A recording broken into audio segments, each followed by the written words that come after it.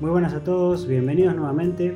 Hoy vamos a hablar de un tema corto pero muy importante que tiene que ver con la interpretación que se hace de los hallazgos de la práctica clínica. ¿Sí? Muchas veces habrán oído la frase: en mi práctica clínica funciona, mis pacientes mejoran.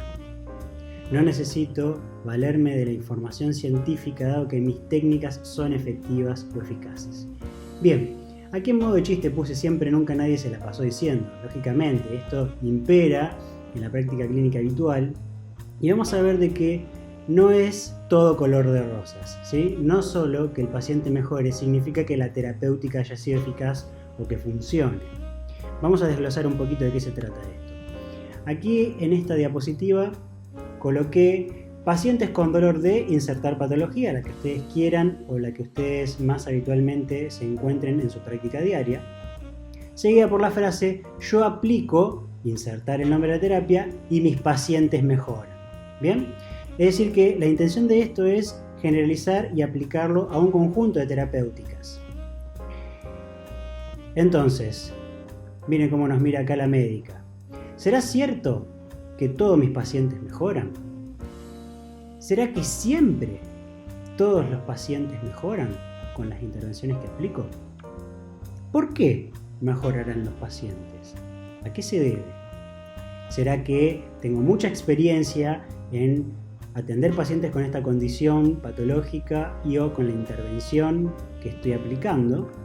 ¿Será que los conocimientos que he adquirido durante mi formación de grado y formación continua de posgrado son prácticamente los que me garantizan que mis terapéuticas tengan buenos resultados? ¿O será que aplico la intervención terapéutica porque me dijeron que de esa forma hay que hacerlo y la verdad es que yo no me lo estoy cuestionando demasiado? Sin embargo, los pacientes mejoran. Entonces, veamos un poquito de qué se trata esto. Que el paciente mejore no significa, bajo ningún punto de vista, que la terapéutica aplicada haya sido eficaz. Por lo tanto, tendríamos que pensar aquí que cuando existe un cambio en la condición clínica del paciente, ¿sí? Cuando hay un cambio en la clínica, y cuando digo clínica, el conjunto de signos y síntomas, me estoy refiriendo específicamente, esto se desglosa o se interpreta directamente a partir de la observación clínica. Es decir, yo estoy viendo la mejora de mi paciente y o mi paciente me la está relatando, por lo tanto, interpreto que la terapéutica que apliqué fue eficaz. Ahora bien, el cambio en la clínica del paciente no es, bajo ningún punto de vista, reitero, sinónimo de eficacia. Ese es un concepto muy importante, ¿sí? Que el paciente mejore clínicamente no significa que la terapéutica que aplique haya sido eficaz o efectiva. Entonces, ¿cuándo una terapéutica es eficaz? Cuando la misma es superior a las variables de confusión más importantes. Ajá, ¿y esto qué complicación nos plantea? ¿Qué son las variables de confusión? Las variables de confusión son factores que influyen en mayor o menor medida cuando una terapéutica es aplicada, de forma tal de que no permiten determinar si la mejora del paciente se debe a la terapéutica o a estos confundidores que llamé aquí, o lo que sería lo mismo, las variables de confusión. Veamos entonces cuáles son estos 5 confundidores más importantes. En primer lugar, tenemos la recuperación natural de la patología, es decir, la mayoría de las patologías tienden a resolver por sí solas con el paso del tiempo, ¿sí? Más aún en aquellas de índole musculoesquelética. Por ejemplo, la lumbalgia aguda se sabe que en un periodo de 6 semanas remite, desde el punto de vista de los signos y síntomas, es decir, la clínica remite cerca de un 50%. Luego tenemos la regresión estadística o regresión para la media, ¿sí? Que es un fenómeno que se estudia desde el punto de vista estadístico, que se sabe que todas las condiciones tienden a volver hacia la media, ¿sí? Es un conjunto de fenómenos que interactúan para que siempre se tienda a volver a la media. El ejemplo más común es que un equipo de fútbol por ejemplo, de mitad de tabla, eventualmente sale campeón, por lo tanto, en la mayoría de los casos se encuentra en mitad de tabla, ¿sí?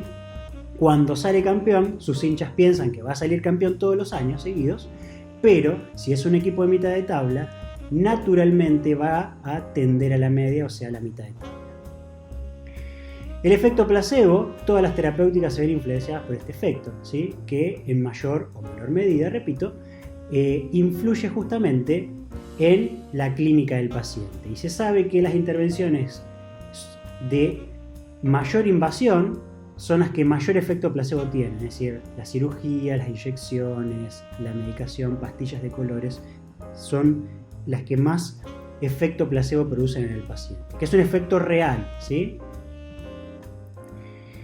Seguimos con el efecto Hawthorne, que se conoce como el paciente educado, que es ese paciente que reporta una mejoría solo para ser respetuoso y parecer gentil. Es decir, el paciente modifica su conducta en función de sentirse observado por el terapeuta, que le está mirando los ojos a la cara y le está preguntando ¿cómo te sentís? Muchos, la mayoría, para no parecer irrespetuosos, ¿sí? O para no quedar como pesimistas, refieren una mejoría. Y por último, el sesgo de memorización, que esto tiene que ver con el terapeuta. Nosotros como terapeutas nuestro cerebro tiende a recordar los casos clínicos más exitosos, ¿sí? Contrariamente también tiende a recordar esos casos que fueron muy complicados y que realmente no resolvieron, pero no tiende a registrar lo que sucede en la media de los pacientes, ¿sí? Entonces, habitualmente este sesgo de memorización, este confundidor, es el que más se encuentra relacionado con pero mis pacientes mejoran, ¿sí? Yo generalmente recuerdo todos los éxitos que he tenido o la mayoría de esos éxitos. Por lo tanto, cada vez que yo vea, lea o quiera hacer un curso o una formación sobre determinada intervención, ¿sí? Voy a tener que cerciorarme previamente si es una intervención con algún instrumento que aplique una corriente, si es una intervención manual, si es una intervención que aplique una inyección. Voy a tener que cerciorarme de que exista información científica sobre la eficacia de estas terapéuticas. Y la única forma de saber si la terapéutica que me interesa es eficaz es si ha sido testeada en un ensayo clínico controlado randomizado.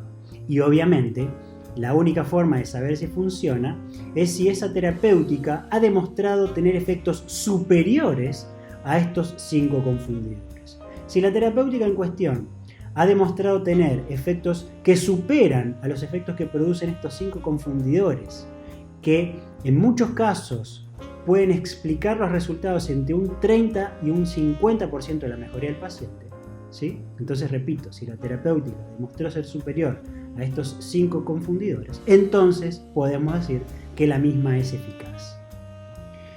Muy bien, eso fue todo, espero que les sirva, que invite a la reflexión y nos encontramos en la próxima oportunidad.